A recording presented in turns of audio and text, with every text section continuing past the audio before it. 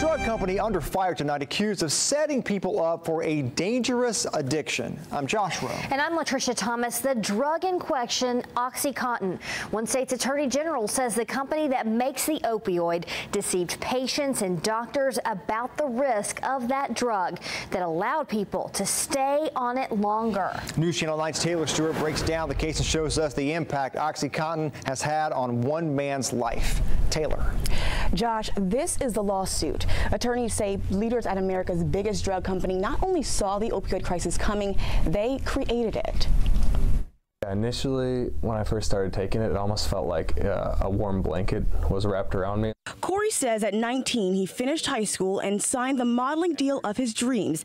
He says his doctor prescribed him Oxycontin after getting his wisdom teeth removed. It went down really fast. I read Corey this new court filing, the makers of Oxycontin bragging that the launch of Oxycontin will be followed by a blizzard of prescriptions that will bury the competition. They go on to say the prescription blizzard will be so deep, dense, and white. What does that kind of say to you?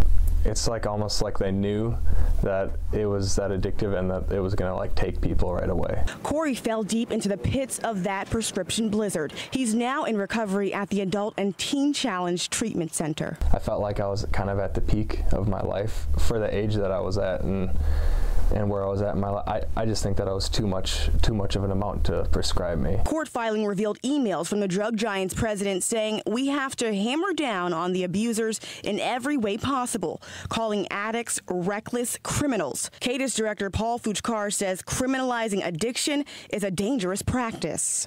People are turning from legal prescriptions to illegal opiates. Heroin being probably the biggest factor. Corey's now looking to a future free from opioids, trying to focus on the present and not the past. Are you ever going to get that time back? No, absolutely not. Obviously I can move forward and do the best that I can, but I can't go back in time or change any of that. A new Tennessee law is aimed at stopping pills like these from making it to the streets, limiting the amount of drugs prescribed at a time. Right now, we're live in the newsroom. Taylor Stewart, News Channel 9. Taylor, thank you. Tennessee's largest health insurer stopped covering Oxycontin this year. Chattanooga-based Blue Cross Blue Shield says they encourage doctors to recommend two alternatives to Oxycontin. The alternatives are more expensive opioid pain relievers designed to be more difficult to abuse.